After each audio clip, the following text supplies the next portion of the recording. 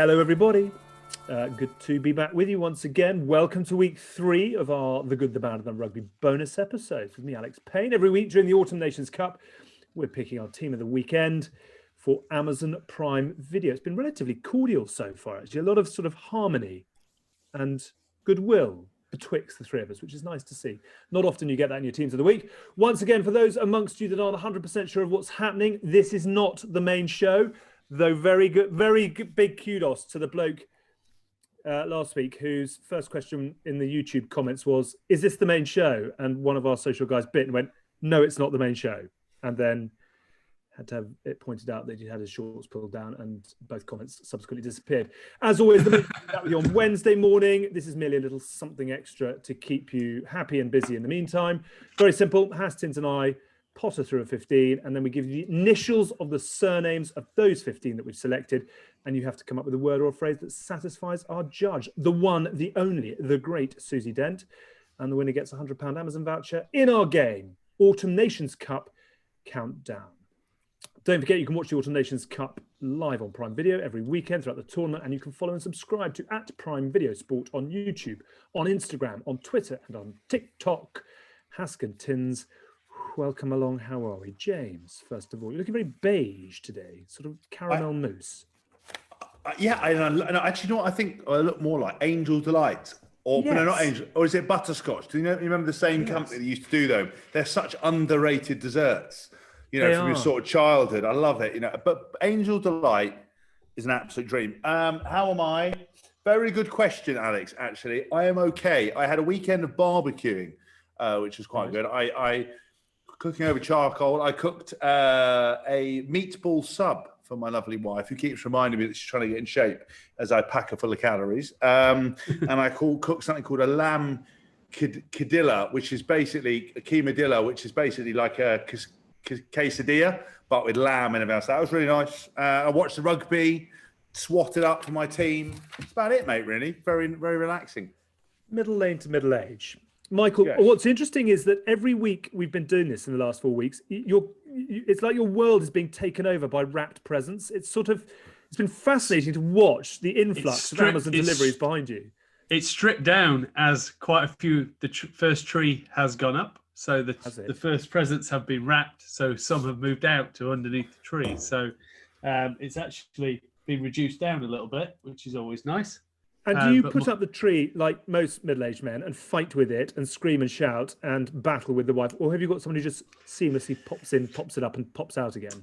I would love to say I had that, but my wife has a slight OCD with her tree. It's a bit like Monica.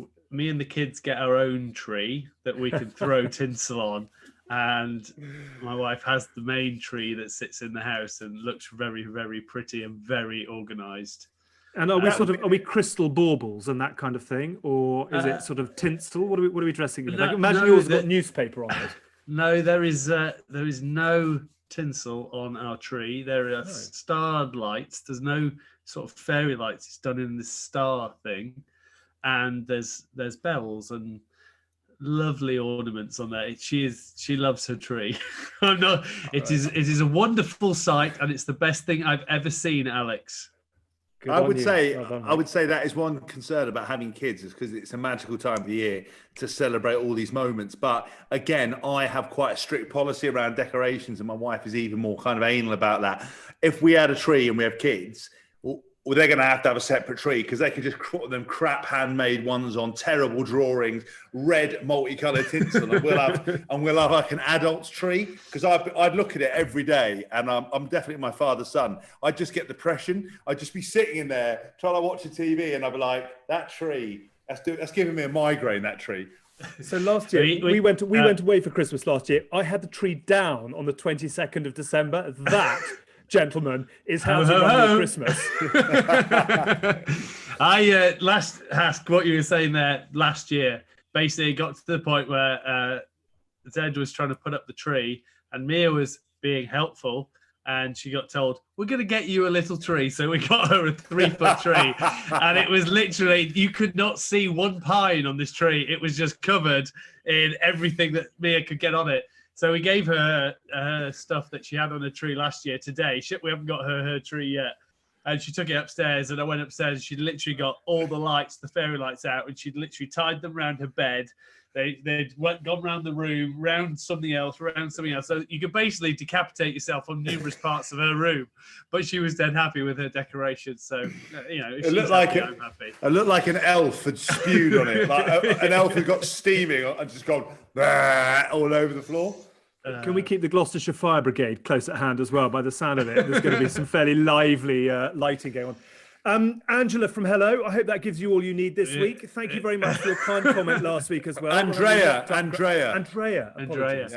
Yeah. Andrea comes here every week, and that's probably a little something for you to write up. So we'll look forward to that in Hello tomorrow. It'll be a sort of Mike Tindall headline, and then just a little James subsection on Mike Tindall's tree.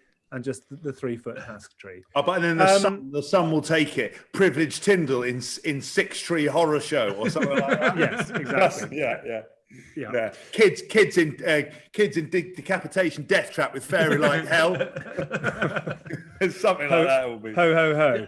I'm surprised you haven't been approached as a headline writer yet, Haskell. I know. On to the Autumn Nations Cup countdown game. A quick reminder, this is the 3rd edition. I'm sure many of you are getting the hang of it by now.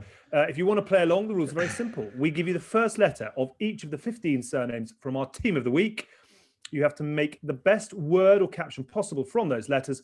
Plus, we give you a little bonus of the vowels as well, because we'll lend you an A, an E, an I, an O, and a U. So you get 20 letters in all. Come up with your best word or phrase.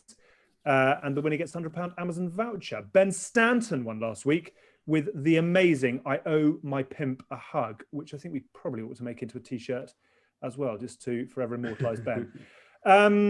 Right on, off we go. To submit your entry at the end of this video, go to our Facebook page, type in the good, the bad and the rugby, give us your word caption. It doesn't have to be the longest. It does have to use words that Susie Dent can find in the Oxford English Dictionary, and it has to amuse us.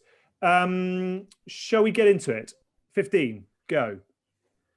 I went with Bryce Dulin from France, or Dulin, I don't know how you necessarily pronounce it, but I thought he was brilliant, incredible under the high ball, attacked really nicely, looked really settled and real international quality. And he obviously set up the try with Teddy Thomas, who was very good as well. Hard to argue. Tins. Yeah, Stockdale? No. Daly? No. I'll tell you what, I don't think Daly had that bad a game, but it's just kicking the ball away for me too much at the moment. England kick the ball away too much when they're in the opposition third. And I get why they do it, Grubbers, but I don't think they pick the right times to do it. It seems that it's preordained now, which is why Elliot isn't getting in my team as much as maybe he should. But Bryce Dulin was the outstanding fullback anyway of the weekend. I thought Halfpenny did a good job, to be fair, also. But I think he was the man of the match and the best player in the French team. So Bryce Dulin. Congratulations. Félicitations, Bryce Dulin. 14. Teddy Thomas. Josh Allen. You go, Tins. So I thought Hugo Keenan had a good game, but I did have Teddy Thomas as well. I do think the commentators are right when they said he kicked the ball away a little bit. You just want to see him run. But Teddy Thomas was in that, and I thought the Welsh back three did far better than the English back three at dealing with high balls. So I put them even on the losing side, and you might not have seen the brilliance of Reece Zammit. I still thought he had a great game in terms of dealing with our kicking game. But on that and the fact that the only one that scored, I'm going to go with Teddy Thomas. I had the same. Again, I shared the frustrations. I think. We want to see more running instead of tackling, kicking at the moment. It's a bit of a theme, but when he's got locked away, and also when he scored his try, he sort of didn't get out of 2.5 gear, which was slightly irritating because you kind of want to see him pin his ears back. But I put Teddy Thomas in. T is in. TT. 13. Georgi Veseladze. Yeah, I had that, but I wasn't gonna. I can't. I was gonna go Georgi. Was he the captain? I can't. No, the 12 was the captain, wasn't he? 12 was the captain. I had 13. Shirikadze was. Hey, you've been practicing, Tins. Look at you on the scoreboard. Marco Zanon, Henry Slade, Nick Tompkins. I only wrote one in there, and that was Marco Zanon. I thought he was great again. Is that because you didn't want to try and take on the vowel, consonant, vowel, vowel, vowel, consonant, consonant, consonant, vowel, vowel, vowel, consonant, consonant of the Georgian? Yes. So have you gone Zanon purely on spellability? Yes. Right. Okay. I think Slade scored again. And Farrell scored as well. But I just think our centre partnership at the moment, they're not involved enough for me at the moment. And obviously Faz didn't have the best day with the boot, but they're getting the job done. But I think there's more to come from them. Whether that partnership is possibly the way forward, I'm not sure. But we'll discuss at some point, I'm sure. Okay. But yes, I think that's harsh on Veseladze, but Zanon, Hask? I went with Veseladze purely because he scored a great solo try. I thought he was a bit of a shining light for the Georgian side. I thought Zanon did really well, but we don't often see many Georgians in our team in a week, so I felt he got on that in on that alone. It was quite a talking point from the game. I'm backing you. I'm happy to bow down to Hask on this one. Georgi Kebazadze. There we are. Georgi Veseladze. Georgi Veseladze. The big Georgian, Tins. We'll go with that. Yeah. 12. Johnny Williams. Jonathan Dante. I went with Jonathan Dante purely because I was at Stade Francais with him. He was a young player. He has matured into an absolute unit. We used to, obviously, as the commentator said, see Bastro, but he carried really well when he got the ball and he scored that try pretty easily, carrying 3 Italians over the line. And I thought Italy had been going really well up to that point, but then they sort of folded like a set of playing cards. So Johnny Williams, nice try for him. Stuart McCloskey. Yeah, I had Stuart McCloskey in there, and I had Sherekadze in there just because the captain sort of epitomised everything that Georgia were. So rather than giving the Georgian that scored the merits, I've given it to the captain who led quite an impressive defensive performance. So I did have Dante in there as well. I thought he played very well, but I was going to go with the Georgian just because I felt it was the right thing to do, and I will give Tim. You can have the call on this one. And I'd practiced for 2 days on his name. Go on then. For effort alone, you give us our 12. So it is Mareb Sherekadze. Good on you. Well done. We've got an all Georgian centre combination. Who'd have thanked that? Yeah. 11s is. You go. Gabin Villiers. I have picked. I thought Josh Adams did well as well, as said with the Welsh back 3. I thought they did good. Did very well under the high ball. But I thought that try off the back, and he's just gassed. And it was one of those guys who, when Phoebe runs and she runs not for aesthetics, just to enjoy herself when she runs. He runs like that. He's got no sort of control. It just looked like it was even really quick. But he was even like swerving when he didn't need to swerve. It was just like he was running free, like a gazelle that had been released. And I thought it was quite nice to see. And I don't often trust a winger that wears a headgear, but I'm going to let him. I'll let that one slide. But Gavin Villiers.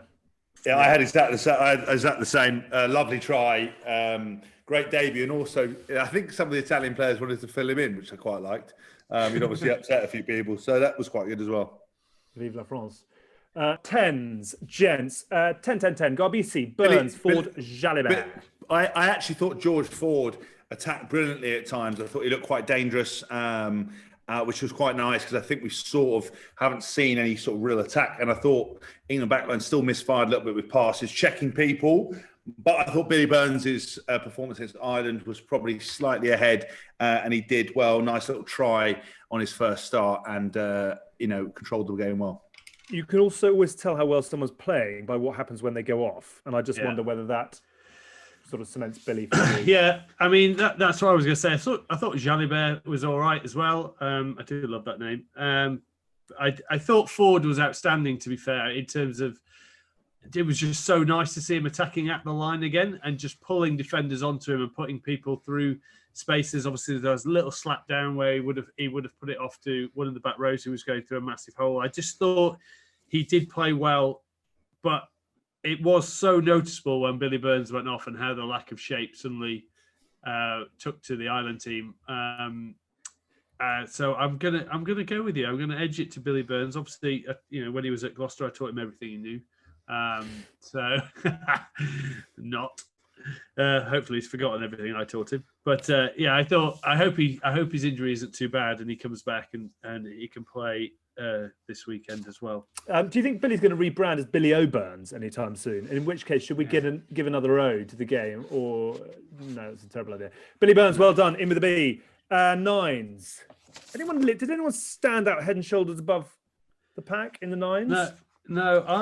In the nines, I struggled. I thought Violi for Italy was pretty good in just terms of lively and really trying to get them going forwards. But I sort of went with, I'm definitely not going to get this name right.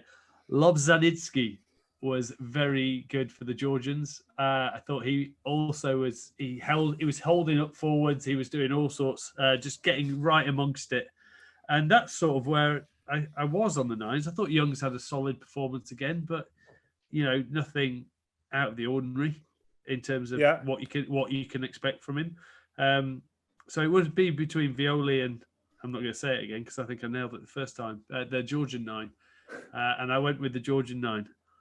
Lobzanitsky. The Georgian nine. Lobzanitsky.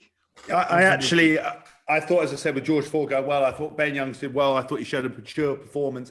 I thought he controlled the England carry as well, even though they're quite direct. And actually, it worked quite nicely. So I thought, he was the one to give it to. Sorry, which one? Ben Youngs. So it's on you.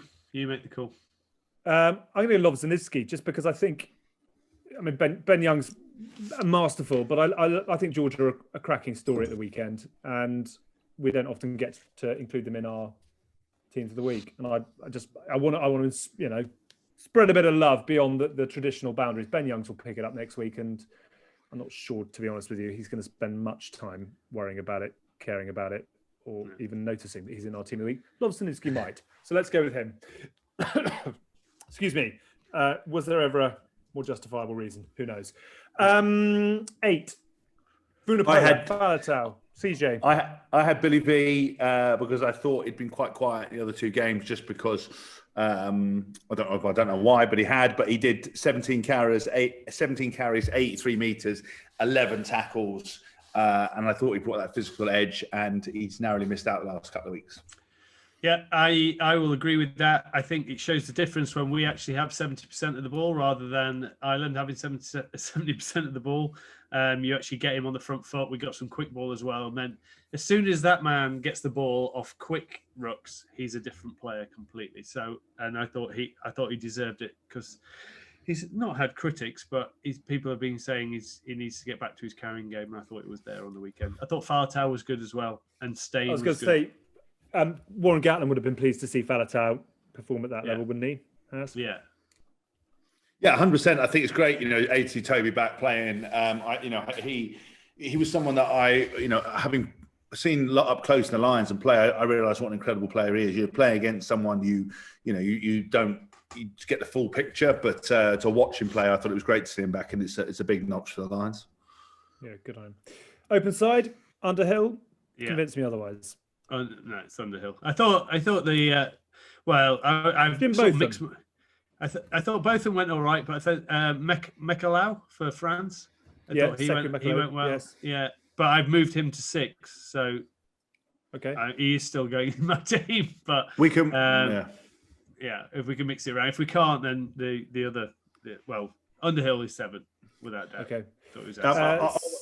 I went with Underhill just because he's added that carrying dimension. When he first came in, he didn't look like he wanted anywhere near the ball, and now he's really grown, cut nice little offloads. And I actually went with 6, Makalau as well. Because I've seen him play Stanford, unbelievable athlete, and actually was such a tall man, gets over the ball really well. A couple of turnovers, you can see how passionate he is. Great in the line out.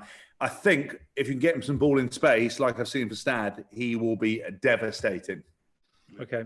Underhill at 7, Sekou Makalu at 6, unless you say otherwise, Tins. No, I'm happy with that. Second row partnerships. I obviously, special note to launchers because I thought he was brilliant again, but I would say that Killian Garaci, the Garaci, 21-year-old making his debut for France. Quite a polished kind of thing in terms of set piece work, getting his way around the field, physicality. So I'm going to give it to him because Launchers was in last week. Okay. So who's your? Give me both second rows. I'm going to have my second row would be Killian Garaci and Maro Itotoji, obviously. Right. I went for Launchbury because he was my man of the match. I thought he was outstanding at the weekend. I thought he was just everywhere.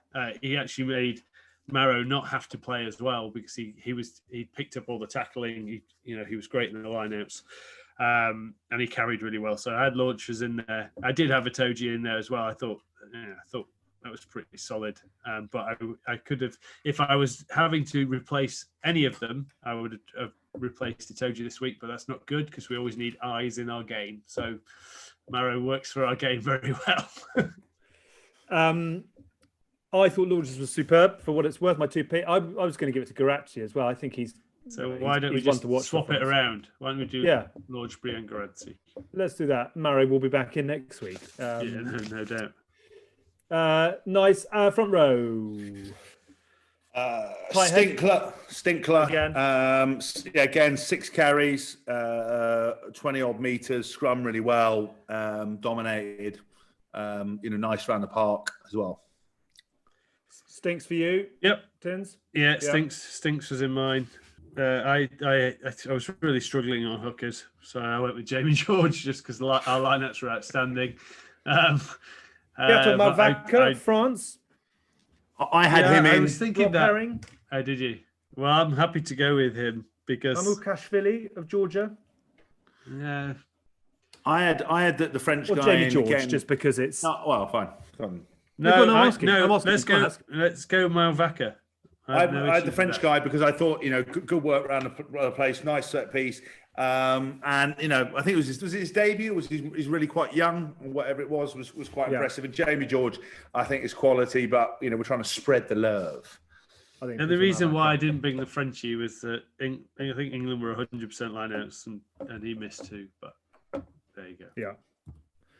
And I do think actually in England, in comparison to the other home nations, like set piece has been so much better. It's brilliant, isn't it? Some of the lineouts in the other countries like awful. It's like bin juice having a go. It's like letting me jump. It's like and they're just like going sailing over the top into the stand. You're like, anyway.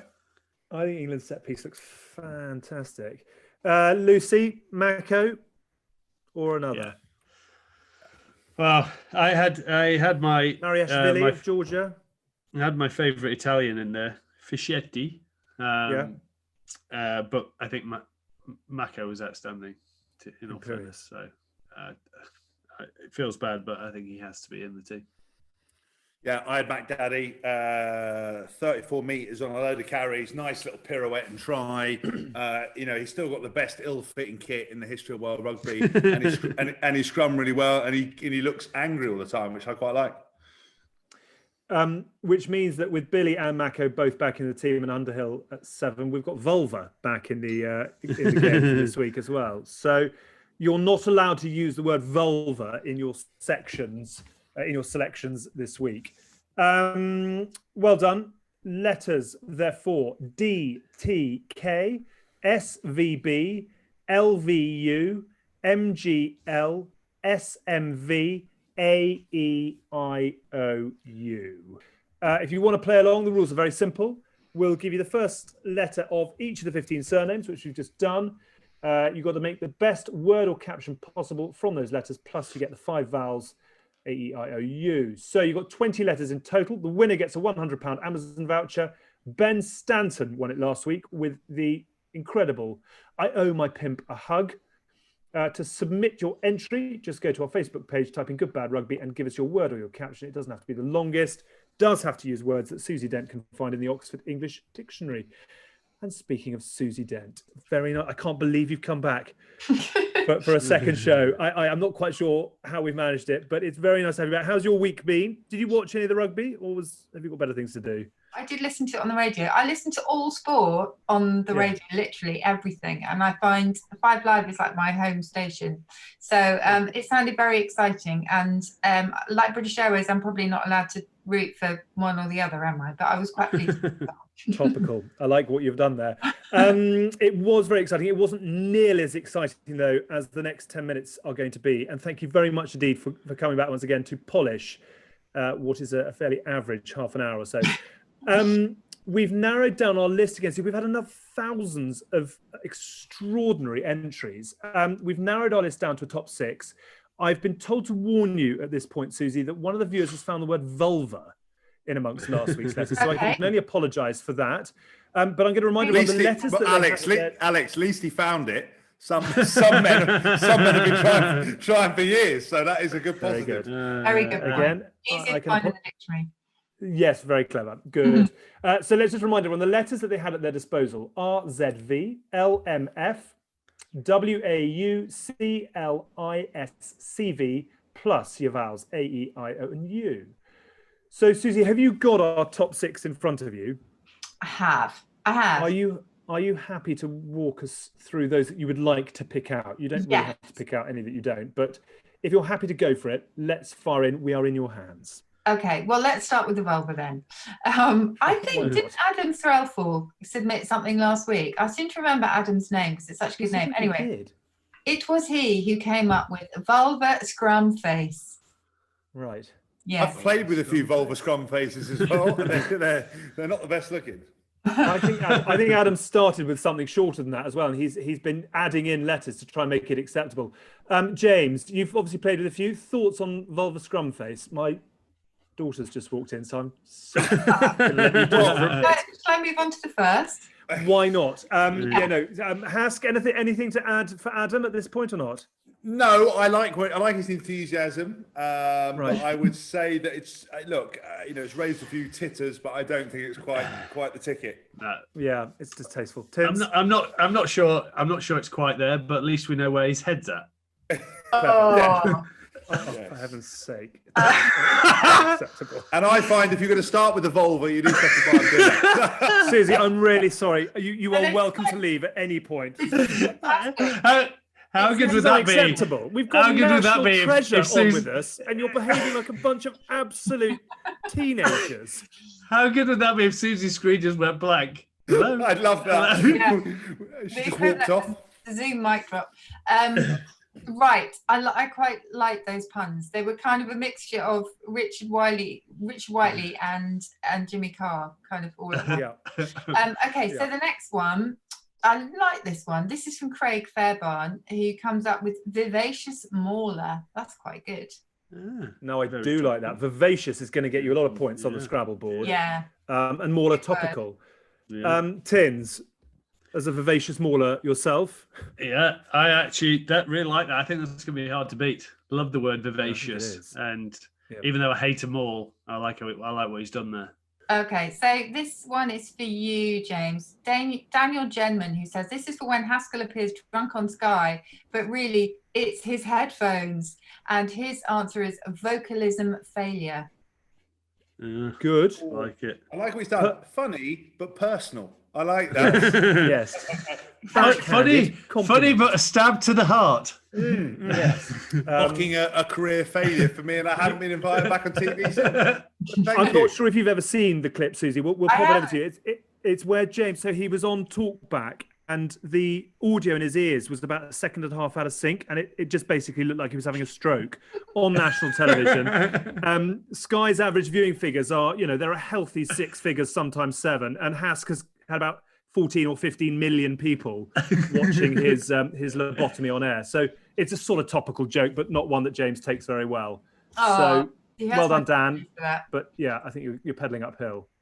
Okay. Next one. So now we have, this is definitely one for you guys because I won't completely understand this. Ben Huxtable Smith, RFU vowels cull.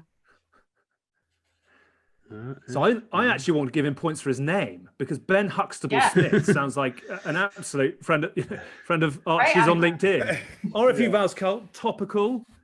You definitely went to school with him for sure. Yeah, I don't think it's going to win the day, Ben, but your name might well do. So strong. Probably a friend. He's probably a friend from the rowing club, isn't he, Alex?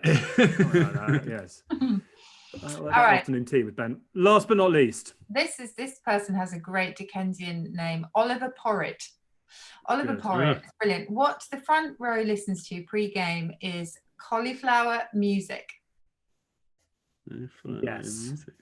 Strong points for cauliflower. Actually, you've got to hand it to someone who can pull cauliflower out of there. He's cauliflower music. He's talking about it's good. Cauliflower ears, right? So you've got cauliflower ears, and you're listening to the music through that. Yeah. I like that. Very topical. I was a little bit upset no one's used microwave. There is a microwave in there for you, Alex. There is How did you find that? In those letters. Because I looked through the letters and you can spell microwave out of them. Mine last week was all vacuous, which I pulled out which I thought described the show rather well. So it's a strong selection. I'm not sure it's quite as strong as week 2, but some good ones in there. Susie, should we give you the honour of handing out the prize and our £100 voucher? Oh, if I come up with my favourite 2, can you guys help me out? Because you guys know about topicality. So I think it's a cross between Craig with Vivacious Mauler and Oliver with cauliflower music. Yeah, I think you've absolutely nailed the final 2.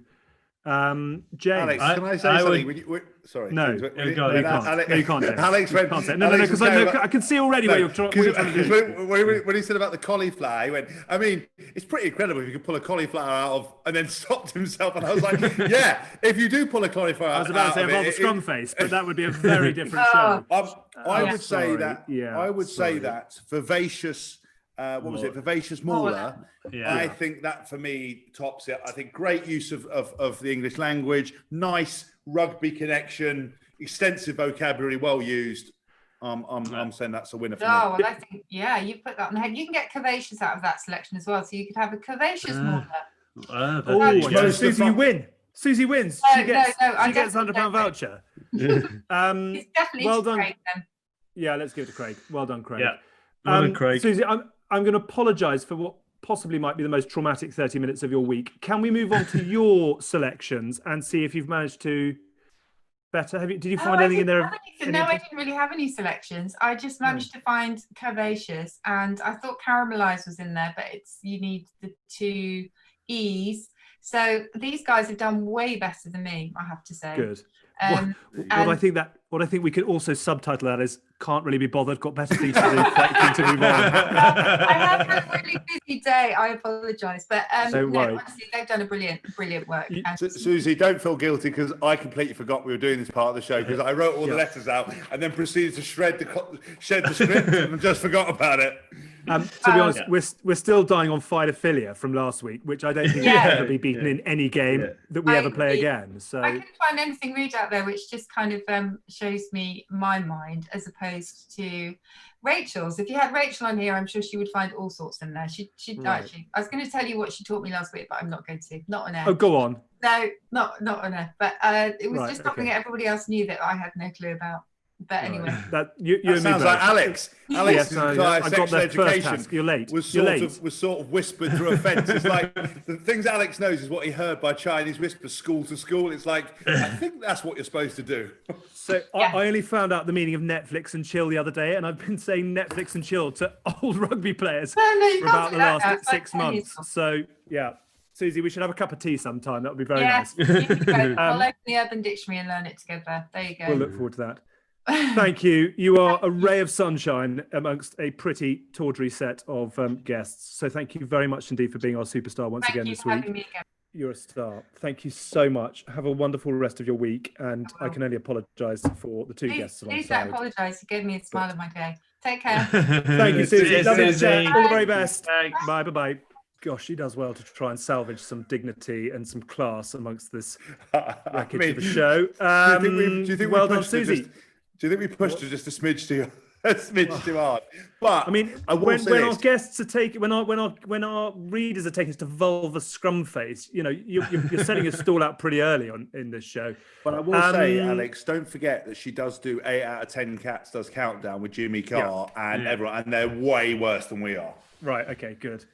Well done, Susie. Well done, Craig, who wins with Vivacious Mauler. That's it for the third of our 4 mini shows. Whether we're allowed back for the fourth is anyone's guess.